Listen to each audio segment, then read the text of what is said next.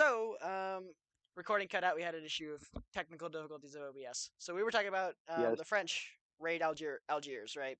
So immediately after the French raid Algiers, um, a bunch of stuff like rises up in armed rebellion. So in Bilda, there are two units of French like leave to go talk about like they get the crap kicked out of them, so they just leave. They get sharded Yep. by like Berber forces, right? And then like in Bayaya, French forces are constantly pressured by Cabulets to leave. Into a guerrilla war is fought between French conquering forces and Algerian tribes. However, the Turks. Oh yeah, we forgot to mention this. During the one of the things about French colonization, right, is they had to kick out all the Turks that were in there, right? They didn't want anybody from the Ottoman Empire trying to sway them, right? Yeah. So Wait, really? I never saw that. yeah, so Huh. the so they don't want anybody from the Ottoman Empire helping.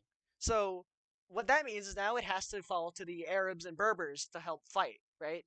So we're gonna talk about this man named Emir Abdelkader, right? But that's not his full name. Mm-hmm. I'm gonna pronounce his full name just to be funny. Okay, go ahead, go. Abdelkader ibn Muhudi ibn Mustafa ibn Muhammad ibn Hakka El Hassani Del Jirari. Mm-hmm. It's wild, right? He's a great guy. So Yep. he's born in Iran, right? He's the son of a wealthy marabout, which is basically like a religious scholar who serves as like a chaplain. And due to the benefits gained from having wealthy parents, he becomes really well educated on a lot of stuff. He's basically like minor nobility. It's to the point where like he understands the Quran so well that he could teach it in his father's mosque at like the age of 14. Wow. Dang, dude's And raw. he's balling so hard too that he completes the Hajj twice. What? Yeah, That's twice as many as he needs to. Well, anyway, that's double as many as he needs to. That is twice the amount of that he should. He should have only done it once. he completes the Because Hajj twice. It's hilarious. why would you waste your time doing that when you could just do it once and then be done? It's like taking the driver's test the second time after you already have your license. It's a bit different Like, than that, but So I mean, okay, it's very different, but that's the same idea. yes. It's like, So what's the point? so um crap. Abdelkader, right? So his father's friends, right? Mahudin, his father's name Mahudin. A bunch of his friends like come up to Abdelkader and go, "Hey man, the French are here. You're leading jihad now." And Abdelkader goes, "Okay." So he gets given the title Amir al-Mumin, which means commander of the faithful, right? And he immediately begins talking with France because he doesn't want to actually do jihad immediately. So he begins talking with France to gain sovereignty, and the French go, And the French give him like minor local. right? Yes. So like they're still the rulers of it, but they're like they get like local power. So like essentially what we would here in America be like Native Americans. no like what we here in America have as like city Yeah. our mayors and stuff like that.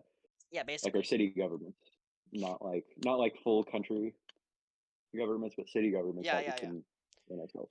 So that happens, but the next guy that gets sent to be in charge of Iran, his name is General Camille Trezel. Here's what Abdelkader is doing, right? Because he's starting like an army to fight the French. And he goes, "That's jihad. I gotta stop that."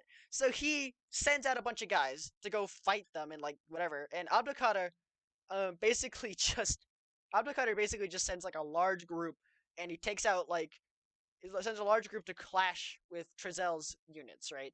At the Sig River, they crash into a big fight, but nothing really happens. So the French leave, and Abdelkader leaves, and then Abdelkader goes, wait, we're still in good enough cohesion. So they just send the guys back, and Abdelkader completely destroys the French forces at Makta, which is like a city, right? So Yep. the whole debacle of like Abdelkader causes the colonial governor Comte d'Orléans to like get removed from position and get sent back to France in favor of Bertrand Clausel. So Clausel basically he just wants to stop this immediately. So he gets into a fight at Constantine. He gets in fights with like if Ahmed Bey at Constantine. He gets fights with Abdelkader. He gets into all this kind of crap, right? And um and then Clausel basically goes, "Okay, I'm done," and he just gives it off to like one of his like like one of the guys that's like below him, right, subordinates, and he goes, "You're gonna go fight Abdelkader," and he goes, I'm gonna go fight Abdelkader. Nash are gonna go fight Abdelkader. So he goes and fights Abdelkader. He actually invades Morocco just so he can fight Abdelkader in Morocco as well, because Abdelkader is being pressured out of the country, and he gets completely destroyed out in Morocco, and Yep. he has to surrender. He gets sent back It to is under Damascus. great protest he has invaded Morocco.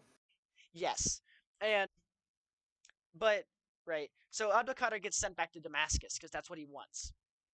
But actually, they wait 22 years to send him to Damascus. So when he arrives there, he's like old. He's very old, man. Yep. So Why did it take them 22 years to send a man to because the Damascus? French don't like the Muslims. Okay, all right. You know what? I Important feel thought like that is. the French just dislike most people that aren't French. Yes. This is They're also French. true. This is also very true. So in Algeria, right, this goes on like what's the term? Abdelkader sits there for like from like the 40s, right, and then that's basically it until 1871. Um, the Algerians basically just kind of throw a hissy fit. That's not the best way to put it. They don't want the French there anymore. So like 150,000 like Algerian peasants just rise up in rebellion, and they So they get riot. yeah, they riot big time. And the French send like a big unit of like soldiers to go crack down on them, and they kill so many people. By the time that they are done in the 19th century, right? A third of the 3 million population would be dead, killed by the Wait, French. what? So 1 million people. 1 million people, a third of the population would be killed by the French. Just for that one rebellion. Well, that's just because of the whole century, right? Oh, okay. But most of them were Just killed during would that you rebellion. still not great. could this be considered a genocide? Oh, easily. It gets there. It gets pretty bad. It's So gonna get there. Okay. it's gonna get worse, right? Based But on my this passing knowledge of Algeria. so like in the 1910s, right? World War One happens, right? And France goes, all right, all Frenchmen need to fight, and the Africans they get in there too. So they send the Africans to the trenches, right? And then that causes a lot of Africans that live in France now. So they don't want to leave France because France is better than Algeria because Algeria is a hellhole for them, right? Because they're Muslim. So Yeah. they start working in France and send money back to Algeria to their families, but that still isn't the best place to stay right there. But they weren't actually French citizens because they're both Muslim and they're Algerians, right? So there's a group called the Young Algerians in Algeria, and they're an integrationalist political movement which sought to take make Algerians French citizens, right? And they demand equal rights. So these guys are gonna be like our heroes for like 50 years. So um, so they immediately in like 1908 they send a letter to the French president Georges Clemenceau. Clemenceau was a jerk. They stating that he'd be out. Most people from this area are, to be Yes, fair.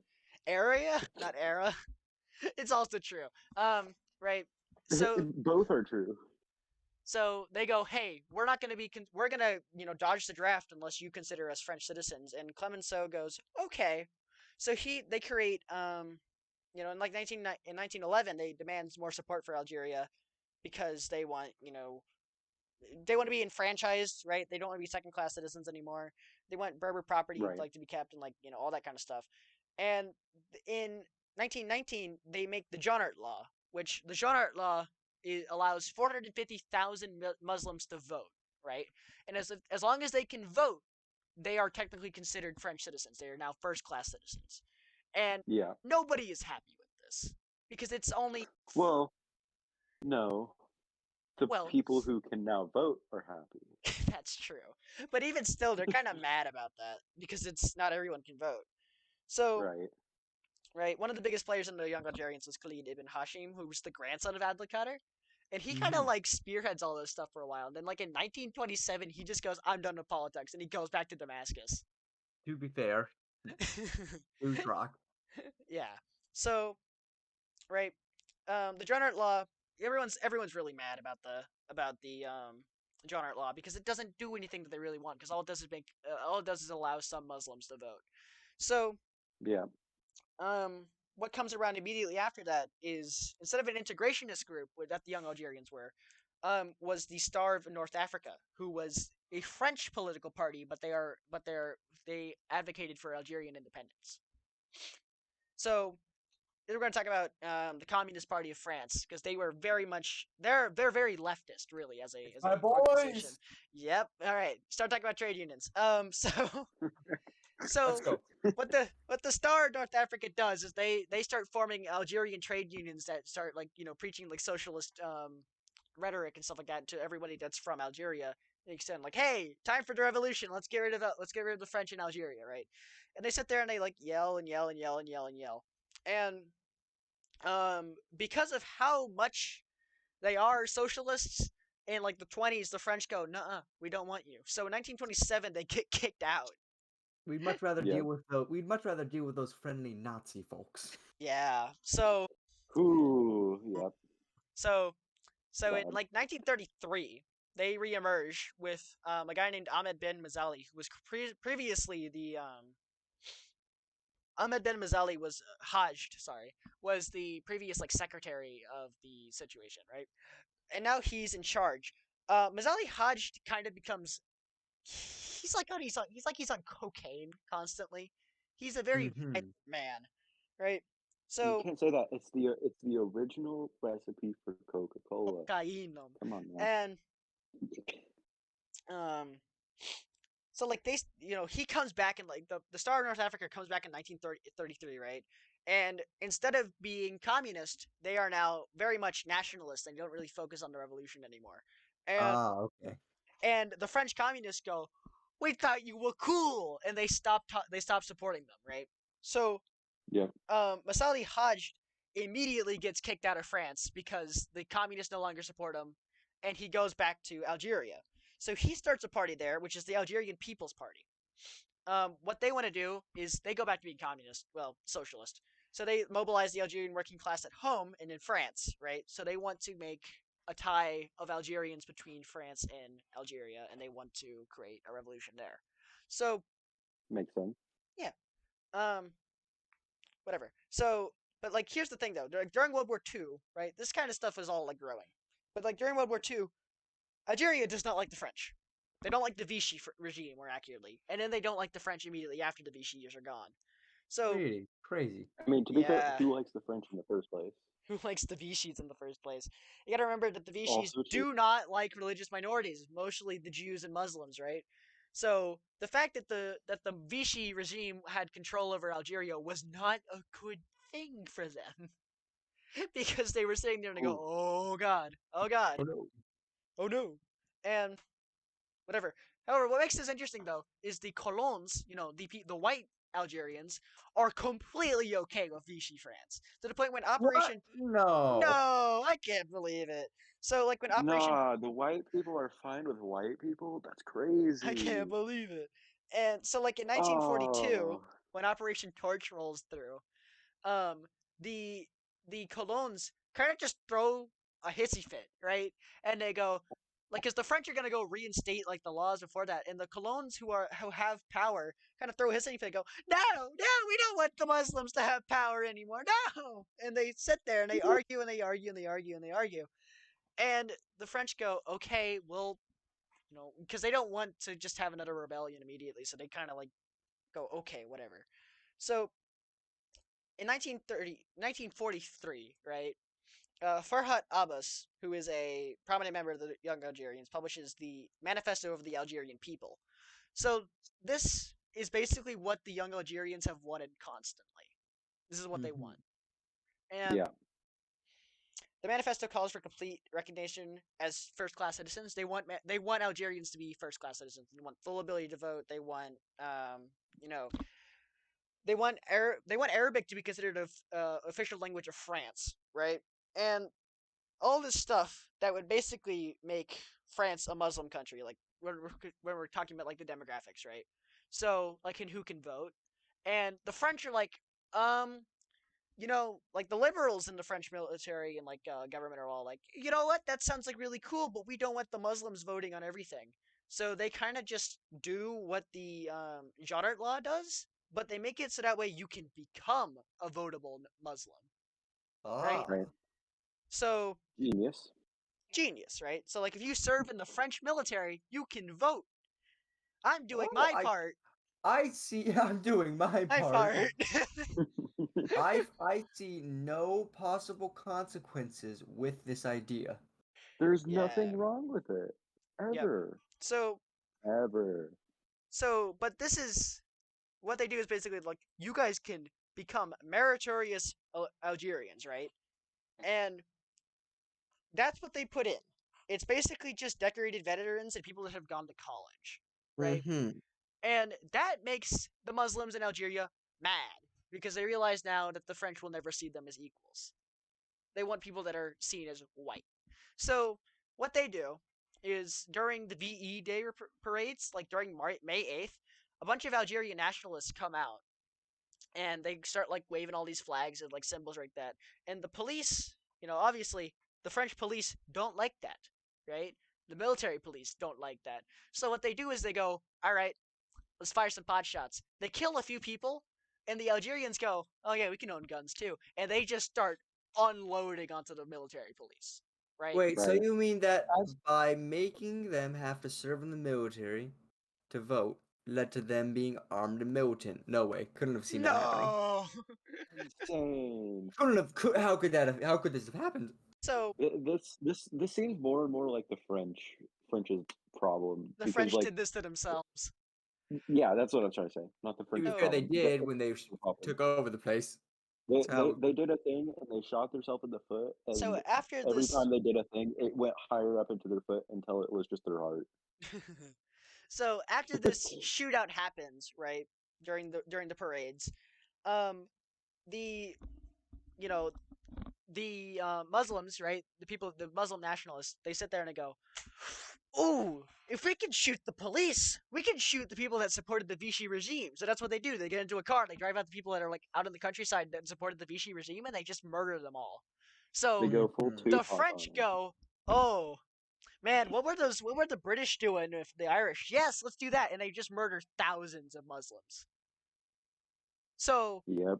at this point, the French and the French and the Algerians are sitting there going, "Oh, they hate each other basically, big time." So like Uh, I while mean, I people feel like that's implied just by like the relationship between so anything like that. You feel Masali, me? yes, so like Masali Hajj, right? He hears all of this stuff going on, and he lives in France at this point, right? He moved back to go help with the French side, the French Algerians, and he goes, Man, it really sucks to live in France, huh? and he immediately jumps back to Algeria. So He he was like, forms man, French is the French. They suck. I hate this Mhm. place. So Let's go to Algeria. he forms the Movement for the Triumph of Democratic Liberties, which essentially is the biggest anti-Cologne thing ever, right? They just hate white people with a burning passion, and that terrifies all the people that are in power. So what they do is they focus on unconditional independence, right? And they want to be violent about it. They don't want to do what the young Algerians do. They don't want to be like incrementalists, and they go, "Ooh, well, we can kind of go it up a little." The MTLD or No, they John MT, Brown it. they sit there and they go, "All right, let's go," and they actually form a terror cell. This terror cell becomes our heroes. They form Good for them. the Dudes rock. they form the Organisation Speciale, which is a terror cell within the MTLD led by Hossein et Mit Ahmed, dedicated to using like violence, right? And then Ait Ahmed would quickly be replaced by Ben Bella, Ahmed bin Bella, who will become kind of like the founder of the revolution, right? Both of these guys will. Right. And what they do is what the French do, they go, okay, let's pacify the Muslims. We don't want a revolution, right? Like what's going on with Ho Chi Minh right now. And they go, you guys can vote. You guys can be in the government as long as you can vote yourselves, as long as you're military leaders, as long as you're whatever, right? So it's people that the French want. And The people basically that could already vote yeah, is what you're saying. so the MTLD, right? MTLD um, gains 9 seats in the election, and that scares crap out of the Colognes because that means that the violent guys that hate white people are now going to be able to vote, right? Oh no. Right. Oh no! And they sit there, and what the Colognes do is they pay off like some like police regiment. And they go like make some false charge on this guy that he's as this MTLD guy as he's entering the thing, right? as he's entering the assembly, and that guy gets dragged away and put into a police car and driven away. And they think, Right. "Ha! What we've done now is we've threatened the Muslims. They won't do anything to us anymore." And then every Muslim inside the assembly gets up and leaves. Hmm. Aw. Okay, So, this is not so good for the whole functioning government thing. yep. And the That really sucks, man. what scares them even more though is that the MTLD and the young Algerians just go. They kind of it's like the young Algerians basically go incrementalism. I am no longer best friends of incrementalism. Radicalism is my best friend now, and they go, "Yep, we understand what you're getting at." So they're now the young Algerians and the MTLD are basically friends now, right? Right. So in 1951, right, which is like after the election, like the last election was in 1944. In 1951, they have another election, and due to fraudulent clauses by the like fraudulent votes by the colons, mostly white people get elected into the assembly, right? Right. So what they go is Masali Hajj and all them. They go, "Oh boy, it's time for jihad," but not yet. So in 1952, Masali Hajj gets deported and placed under arrest in France, which is not good. Oh, no. Um, It is not good at all. and the Organization Espiada, the terror cell, they escaped to Cairo because they have warrants for their arrest, right? And what they do Right. is they create the Revolutionary Committee of Unity and Action, which is CRUA. They quickly become the NLF, Okay, all right. so they become Awesome. the Awesome. so which is a group of like 9 guys. It's originally 9 dudes, right? Oh, And it's literally just some guys. yeah, literally some guys. And chief among them are, Ben Bala and Hossein Ahmed and Mohammed Boudov and like all them, right? They become known as the Chefs Historiques, right? They become, I don't know how to pronounce stuff in French, but these guys are the guys who start the Algerian War. So Krua, it's currently Krua at this point, comes over to Algeria and they make all these military regions, right? And which are called a Wilayat or Wayalat. Why Wilayat, yeah. So it's an Let's say the Arabic term the for like Mega Man the Wily Wars, yes, those. like that. Leaders of these regions become, known as the internals. And Bin Mela, Keita, and Ahmed basically go back to Cairo after they've created all these things, and they go, "Hey, Egyptian government, you don't like the French, right?" And they go, "Yeah, we don't like the French at all." And they go, "Ooh, you want to give us a bunch of AKs?" And the Egyptians go, "Yeah." Sure And thing, boss.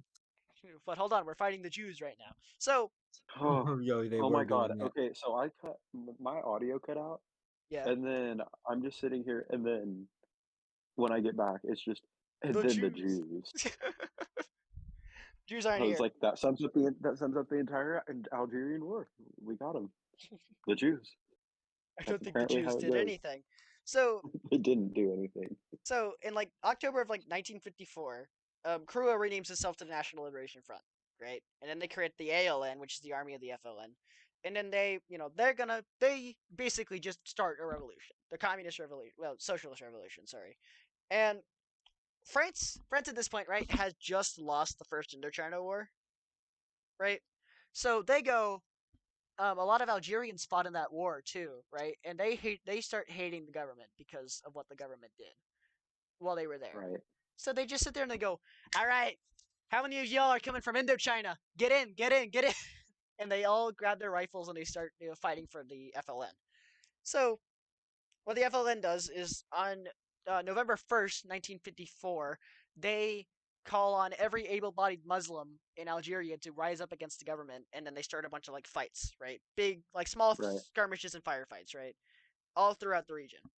And that causes a lot of issues for the French government because a lot of it is just a lot. Yeah, obviously it's war, right? They start a war, and what they end up doing is that the FLN goes, "No, they're not responding fast enough. We need to cause drastic measures. We need to get them out of here now." So they just murder like 132 people, just Right. because, right? As one does. As one does. As you do, and um, Regular day. sorry, like, and then Masali Hajj, right? He comes in and he goes, "Man, man, the FLN is doing pretty cool. my old pals. But I want to do this, and only me. So he creates the MNA, which basically is a rival, I guess, like really like a rival organization dedicated to freeing Algeria, but under their ideals, right? And what ends up happening is that the FLN and the MNA start fighting, but because the MNA is mostly headquartered out of France, they're basically like the IRA. So they just start Yep. blowing like cafes up. And Mm-hmm. My favorite part. the FLN and the MNA basically like run this like competition to see who can blow up the most cafes, and they kill 5,000 people in Paris. I don't know why. That's based because it's French people dying. You can't say that. My I God. can't. I can. All right, because boys, it's from the top. From the top. Let's restart the podcast. I said something controversial. So, No, we're not. but in Algeria, I don't right? think it's controversial though. But in Algeria, the MNA kind of gets destroyed, right? That's what the fight. They get like their guerrilla group gets destroyed, so it really ends up just being like IRA wars up in France, right? So Yeah. right after this all goes on, in like in 1956, a Moroccan like DC-3 gets forced to land by the French Air Force, and all that what's on it is literally every member of the like high-ranking member of like the FLN. Yeah. What? So Were they just dudes they just rocking? they were on their way to Tunis, right? And what they wanted to do was they wanted to go talk with the guys in Tunis, like in order to support the revolution, because they were just talking around in Morocco, right? And they show up and they land in Tunis, and the French just go, no, no, no, no, no, no, no, no, no, get over here, and they take them and they all get arrested. So now it's just up to like all of the guys that don't know how to fight, and none of them are like politically trained. So it quickly turns from, like we got this like good leadership, and after they all get arrested, like the jihadis come into power. They start doing all this kind of terrible crap. Like the Islamists come into power, communists, like syndicalists. All this stuff kind of just jumps in. Basically, the government just kind of collapses and falls apart because there's Well, just the FLN collapses.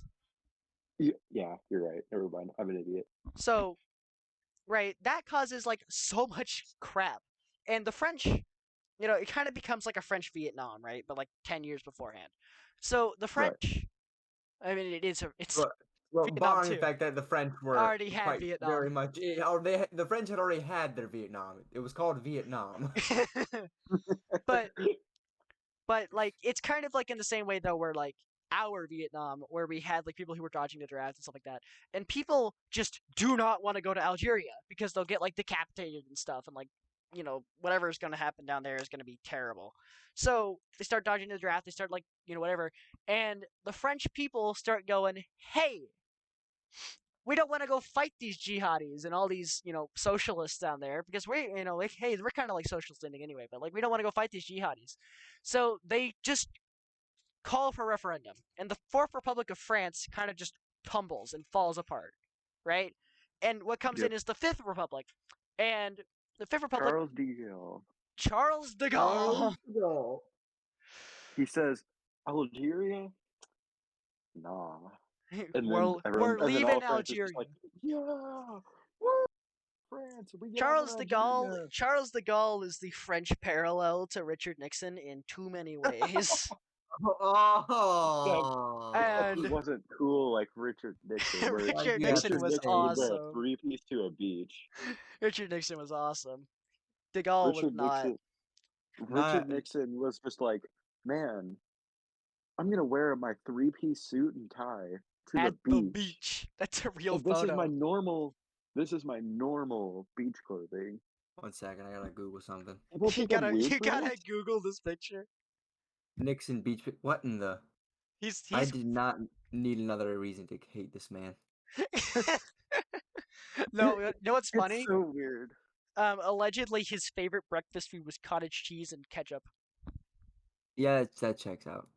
So, anyways, back to de Gaulle. Back to de Gaulle. De Gaulle comes in, and he does de Gaulle things, mainly getting them out of the war, right? And Charles de Gaulle, nobody really likes Charles de Gaulle, but Charles de Gaulle is a war hero, so they have to listen to him. So Charles de Gaulle gets them out of there, and immediately after this, the FLN kind of just, well, after it had already collapsed, but they sent everybody back, and the FLN kind of splinters, right? They break up into all these little groups that just end up hating each other because the FLN is no longer really the FLN. It's a lot of people that are just sitting there and bickering constantly, right? And as civil wars end up happening to end, and what ends up happening is just all these people end up hating each other, whatever, and the government of the French government, leaves Algeria. Algeria becomes independent, and there's that famous picture of people crying after they find out they're no longer French. Yes. Check And That's an incredible image. yeah, Like, oh, thank God man's we're not heartwarming French. reaction at I would cry as well. he's no longer French. And like in It's 1962, no- yeah, they win the This- War of Independence, and the Algerians go, "Yes, we've done it." And then they start bickering, and after this, the Algerian government becomes so corrupt that there's basically no such thing as a free election, right? And I apologize because we did not get much into what the Algerian War was like, but it's kind of like the Vietnam War. It was mostly political. Could you name a real battle that was fought during Vietnam? No. Bin Phu. Shut up. So, so, right, but after this, the FLN kind of collapses and becomes like I'm retreading too much. But basically, the Algerian government becomes so corrupt that there's basically no such thing as a free election. Right? They kind of go back to what it was like before the Algerian Revolution, but this time they're free, but not free elections. And this kind of like boils up until like the 90s come in, like 91. The government, the government goes, yeah, we're gonna have free elections this time. And whoa! And what happens is that the Islamists begin gaining a lot of traction in the Algerian government because the Algerians don't like the government, right? And when this guy comes in and a bunch of like guys come in and go, you know what would make God happy? If we killed all of the government. And they go, yeah. So, um, yeah. And so what ends up happening is that the Algerians vote for the Islamist party, and the Islamist party is about to win. So the government goes in. The military more accurately goes in. They go, oh no, we got to stop this. No, it's not because we care about human rights and stuff like that. It's because we don't want to lose our jobs. So they start a civil war by stopping this election, right? And what ends up happening is this massive, terrible, terrible war goes on, but like splinters off because it's a civil war. It splinters off into all these little fights, and there's like so many jihadist parties and stuff like that are all fighting each other.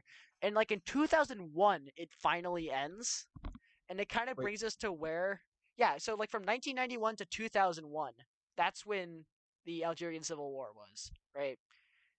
And everything terrible that happened in not Vietnam. Well, yeah, in Vietnam and in Algeria, like everything terrible that happened there that happens tenfold during the Algerian Civil War, right? But this time, the enemy army can't go, we don't want to get drafted anymore because they're fighting for their own country. So it goes on and drags on. It's terrible. Mm-hmm. So this kind of brings us into where Algeria is today, where it's still considered like one of like the lowest ranked countries in like North Africa when it comes to like freedom, but they're climbing, not fast, but they're climbing. Listen, And man, There's still a they're lot going of down. tension, right? Just tension in general, where it's just kind of yeah, just from there's politics and all of that. I don't think there's any white people in Algeria anymore. That's a I think they W. got all of them. Oh, I forgot to mention this. During the Algerian War, a bunch of Algerians actually fought with the French army, and after the war was over in 1962, the French government or the Algerian government goes, "Okay, which one of you guys went fought with the French? We'll give you amnesty." And they go, "Yeah," and then they immediately killed all of them. They killed like hundreds of thousands of people because they fought with the French. Because that's what happens when jihadis get in power. They devalue people. They get Frenched. They get Frenched. But that's basically where we leave off on Algeria, right? It's a bad place to be, but it's getting better. It's getting better. There's a reason why there. There's a reason why all the famous Algerians live in France and die in France. But hey, at least they're free. What are we gonna do for the end of the podcast?